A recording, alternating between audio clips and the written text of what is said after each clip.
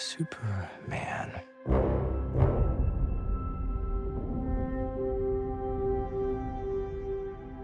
I wasn't initially planning on making a video on Superman, because let's face it, why do we need another 30-something white guy talking about one of the most iconic comic book heroes on the planet?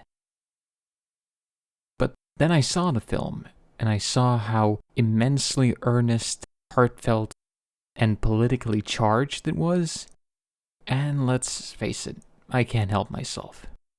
So let's start with one of my favorite scenes in the film. Superman, played by David Corenswet, is about to turn himself in to the hands of the enemy. He's hurt, and he's at his lowest. Everyone except Lois Lane, played by Rachel Brosnahan, has turned against him. But this is the only way to find Krypto, who's been kidnapped.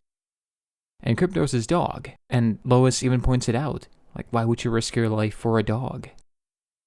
And Superman says with this dry, earnest smile that he's not even a very good dog. But he's all alone out there, and he's probably scared. And for me, this was the moment where writer-director James Gunn just sealed the deal. This is a movie that understands the hopeless optimism that Superman represents better than anything since the Richard Donner films. And occasionally it surpasses them too. Superman is part origin myth, part coming-of-age story, and part a larger conversation about what an old-fashioned superhero like this means in a modern society. After nearly 20 years of the MCU and a couple of iterations of increasingly awful DC cinematic efforts, what can Superman really bring to the table? Especially in a world where America, effectively his representative country, is speedrunning the collapse of an empire. And it turns out the answer is quite a bit. In Gunn's hands, Superman becomes the story of ordinary decency, kindness, and the capacity to be better than your lineage might demand. It's a smart and surprisingly eloquent way of treating a character who is more aspirational than any other. Luckily, there's no repeat of Superman's origin. There's no Krypton, none of the things we've seen countless of times before. And instead, we pick up 3 years into the timeline. Superman is already established, the other metahumans exist and they roam the world, and when we first meet him, Superman has just suffered his first defeat. So for the entire movie, he's on the back leg, he's on the defensive. He's unsure of himself, he's uncertain about everything except his need and inherent desire to help. And from there, Gunn takes us into this world of Superman that's almost on a workman-like level. This isn't a colossal multi-year event, it's basically a week in the life of the most powerful being on the planet. And during that time, he goes toe-to-toe with Lex Luthor, played by Nicholas Hoult, romances Lois Lane, and wrestles with his Kryptonian heritage that he can't reconcile with in contrast to his human attributes. And it's in the latter part that Gunn takes the most liberties, and some of these choices are bound to anger those who hold the Superman mythology as something that's written in stone.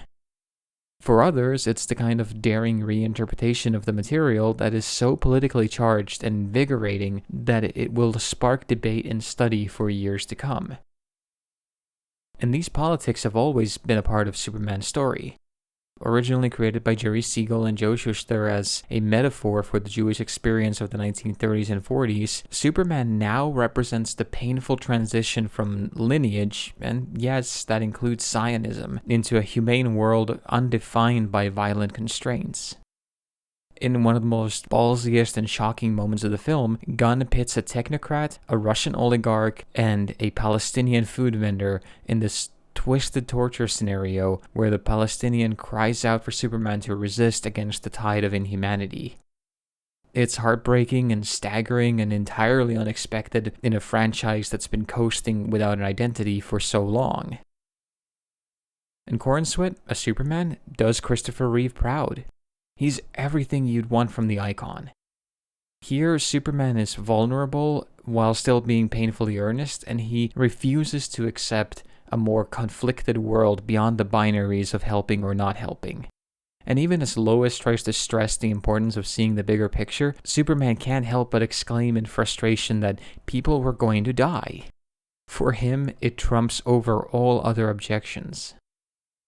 His mirror image, Lex Luthor, played brilliantly by Holt, is a horrific antagonist. He's the ultimate encapsulation of every oligarch and every self-appointed master of the universe. And the film doesn't pull any punches as it skewers the Musks and the Thiels of the world who seek to destroy the planet for their own twisted ideals. This isn't a comedic villain like Luthor has been in the past. Instead, Gunn's portrait is this vivid and frightening image of a man-child with an out-of-control ego tearing through the social contract. And yet, despite these heavy themes, Superman never forgets to have fun. This is the essential summer blockbuster, full of excitement and memorable moments that consistently impress.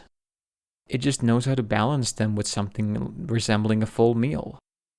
Gunn has grown tremendously as an action director, and the big spectacle is just absolutely astounding. There's kaiju fights, there's traversals through pocket dimensions, and this vision of Superman is closer to the Golden Age comics where everything, no matter how silly, was possible. And best of all, this is a story that stands on its own. There's very little setup for any other films, and there's no homework from the past. There's only a rollicking good time for those willing to let themselves be swept up by the goofy, heartwarming shenanigans. It's the perfect antidote to endlessly connected franchises and sprawling serialized conventions. Superman is a bold, fascinating reinvention that feels timeless and new all at once. It's pop art at its best. And it's, quite frankly, the finest and most complete version of Superman that we've had in over 50 years.